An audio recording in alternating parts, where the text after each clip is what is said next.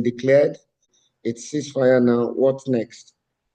All right, so this is a at least 2 week break for Israel and America to tap out. They need to tap out because they're bleeding too much money and Israel's infrastructure is getting destroyed. America's falling into traps where airplanes are being shot out of the sky, and Trump is getting mad enough to threaten a nuclear war. And he got international condemnation, even condemnation in America. He might have to step down as president. So this 2 week break, which will be longer than 2 weeks, is actually like a wrestling match. Israel and America are tapping out because they're finished. They can't take this anymore. Or it's like in football where a, a striker gets tired, so he has to go sit down and breathe oxygen. That's what America, these guys need oxygen. And the angle that I'm going to take on this is that the cost of this thing, which has already gone over $100 billion, is too much for the American and the Israeli economy to fathom. Put the graph up there, please. I follow you. Got the graph I sent you? Yes, I do. So Let what me I'm arguing is share. they have to take a break because they've used up all their interceptor missiles. They have no more satellites and radar, and also the Strait of Hormuz is being choked, and it's causing gas to go up in America and causing people to question the war. So what they have to do now is tap out. They tapped out last year after 12 days because Israel couldn't took it, and they came back with a ceasefire which lasted for a year. Came back, attacked Iran, and I think this has lasted for what 40 days, and now they have to tap out again because, as I said, it's becoming too expensive. I'm waiting for this thing to pop up here. Yes, a But pop in up. general, yeah, I think that over the last month, Israel has spent $15 billion on this war, and I think the U.S. has spent something like $45 billion. And Israel, I thought, come on, this is not acceptable. Come on. So Is let's it take not a look showing at this. yet? Yeah, showing now. So look at military options, operations. Israel has spent $42 billion in Yeah. just 30 something odd days. Okay. Um, U.S. has spent 15 billion. When you look at munitions and resupply, Israel 15 billion, U.S. 12. Equipment damage, Israel 10.9. 10.9. $500 Now look at million. this is a big number. This number here, 57 billion, is how much Israel has lost because it's not using its sector for AI, their workers and stuff, and people losing high skilled workers and taking all their young men and using them as soldiers. Then the US has had to give Israel 21.7 billion. So when you add all of this together, 42, 57, 62, 74, 84, 84 plus 60, that's about 130. This is somewhere between 150 to $200 billion spent. The numbers speak it all. It wasn't sustainable. If the war had continued and escalated, these numbers would have increased exponentially, and you would have been looking at trillions of dollars lost. And we're not mentioning how much has been lost through the Strait of Hormuz. So this is just not sustainable for America and Israel. And even though they're causing damage to Iran, Iran's economy is not inflated like these countries, so they couldn't keep it up. You can take that off, Afalabi. All So right. what I'm arguing on this show is that Trump had no choice but to promise a ceasefire, and look what he's giving Iran. If the ceasefire goes through, they're going to give Iran all sanctions off. That means that all of these sanctions that they had on Iran before, which were causing civil unrest and causing people to riot against the government, those sanctions will be taken off. Second of all, there'll be a security agreement so that America's footprint in the Middle East will no longer be there with all these bases and everything. Third of all, the Strait of Hormuz will be open, but every person, I don't care what country you're from, probably unless you're from BRICS, will have to pay $2 million per ship to go through there to pay for the reconstruction of Iran. So basically, Iran has turned into the kingpin of this area. So when you look at all of these concessions, this is a strategic loss for the U.S. But like I said, this agreement hasn't gone in. So a lot of people would argue that the U.S. just needs 2 weeks to regroup. No, they don't need 2 weeks to regroup. What they're going to do is they're going to drag along these negotiations probably for a year or two with the hope of regrouping to fight again. I don't think they're going to sign that agreement. Do you, Afolabi? No, After I two don't weeks, think they'll so. just keep, I don't think so.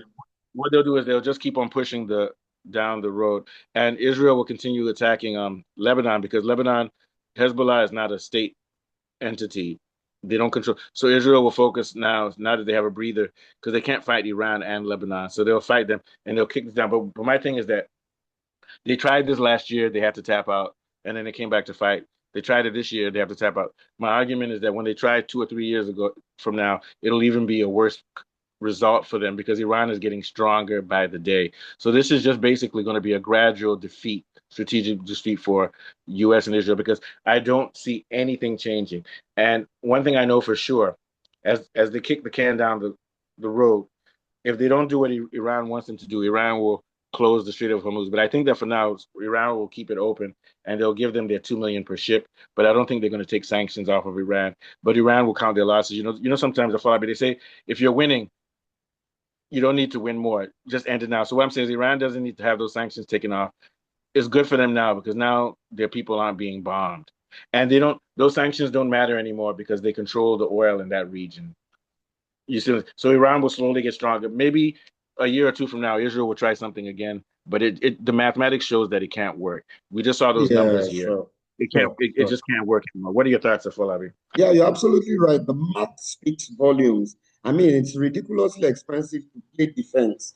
Iran and its proxies are firing off relatively cheap drones and missiles. Meanwhile, the US and Israel are shooting them down with interceptors that cost millions of dollars. I mean, we just saw it in the graph there, how humongous that cost is to the US and Israel. You just can't keep that up forever. It's going to bleed your budget dry as is evidence in all the scenario that is being played out.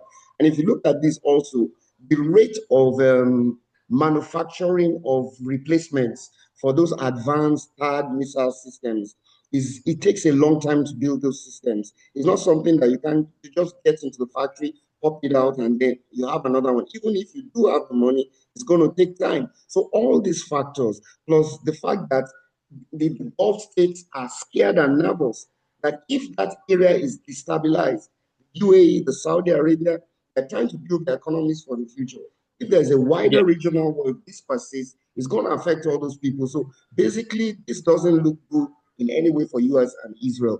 yeah, So pausing now, this looks like a tactical pause, really, not really an yeah, ending of some sort of to perpetuity. It's like a tactical pause, but I think it favors the US, in my own opinion, because I mean they have egg on their face, and I think the most embarrassing single event that happened was the shooting down of the F-15. That really brought a lot of ignominy on the US, and I yeah. think it was And at that that was a trap. point. It was an ambush. Because what Yes, happens is Iran doesn't have global satellites. Not it doesn't have global air defense. It only has air defense in discrete areas. So they lured them into an area where they had air defense hidden under the ground. Now, so yes, here's what I'm saying. Now it's a tactical pause, but my argument is that it will continue diminishing because with every day that Iran controls the Strait of Hormuz and they're making money off of oil, they're building their uranium because the U.S. is not going to make them give up their uranium. They're going to build a nuclear bomb eventually. And with every day that passes, it's going to be less and less likely for the U.S. to win. The U.S.'s best chance to win this war was last year when they tapped out after 12 days. You get my point? yes, Because now the war went longer this time, but they really tested Iran and they saw that they can't beat them because it's a stable mm, country in which all of its people are backing the government. If the people yeah, had been going against the government instead of using themselves as human shields and stuff, it would have lost. So what we're going to see is just like the U.S. empire, which is not going to die overnight. We're seeing the gradual diminishment of U.S. power along with the gradual diminishment of their aggression towards Iran.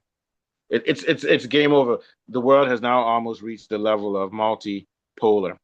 The next question is, but we'll talk about this on the next show. I feel sorry for Lebanon because now Israel is going to take out its fury on Lebanon because they got their ass whooped by Iran. You get my point? And Iran can't help Israel now. See, this is not a very good deal also because Iran should have put Lebanon as part of the treaty agreement, but the U.S. and Israel will never let that happen. So Iran just has yeah, to take sure, they have to take absolutely, whatever wins they can get, and Lebanon is of going to have to course, beat Israel. But I believe make Israel, concessions.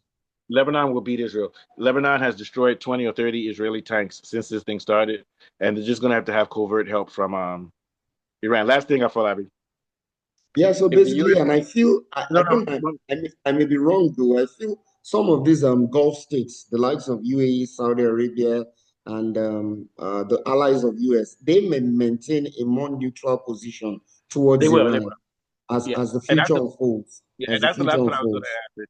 Another reason Trump tapped out of this war is because there was too much pressure from too many different angles. Europe Europe is having an economic stress and they don't want to help you because of the Strait of Hormuz. The U.S. taxpayers are looking at the price of gas and they're getting angry at Trump. Trump is threatening nuclear wars and they're talking about impeaching him. And then their allies, UAE and Co, would, They are if they putting him destroy under Iran, pressure. yeah, because if the U.S. destroys Iran, Iran will destroy them.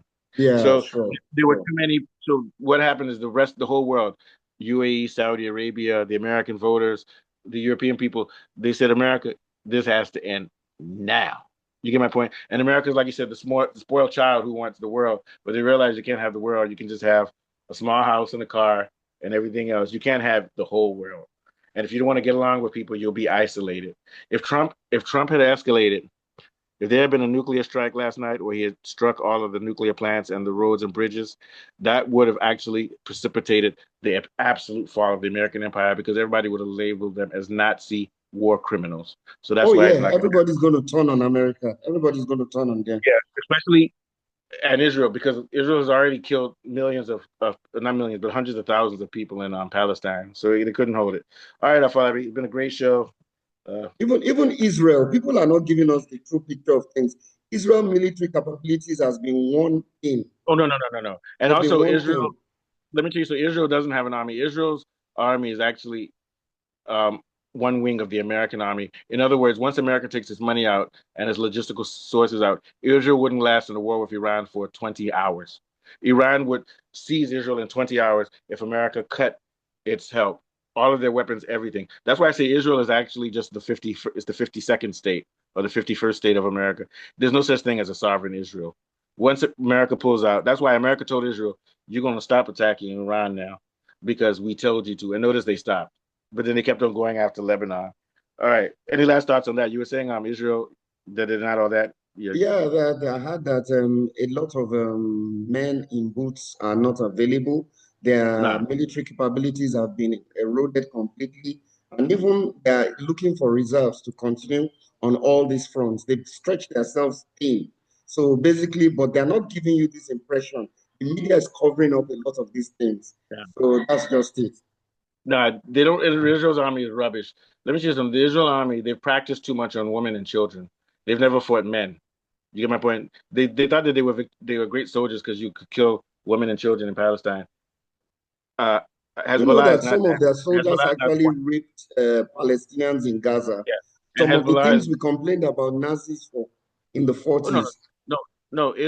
Israel is a Nazi. Nazi is the word that we use for the Germans who were evil. It doesn't matter what word you use. What Israel is doing in the Middle East is the same thing. All right, I'll let me take us out. In another brilliant show, we've been discussing the temporary tactical pause to hostilities between Iran and US. And we're back again with another interesting story. The story continues to develop, even though there's a ceasefire. Our stories don't cease. We'll see you next time. From Mustafa and All right, myself, bye for now. yo, gangsters in America. We got to tell you the truth around y'all straight up gangster. There's no ceasefire on our show. What'd you say? What'd you say? I said there's no ceasefire on our show. No, no ceasefire. We keep it guns, man. All right, There's no let's do ceasefire that, on man. our show. I hope the algorithm doesn't ban me. I hope so. Finish. No, they won't. Yeah. You know that's gonna piss off people when I put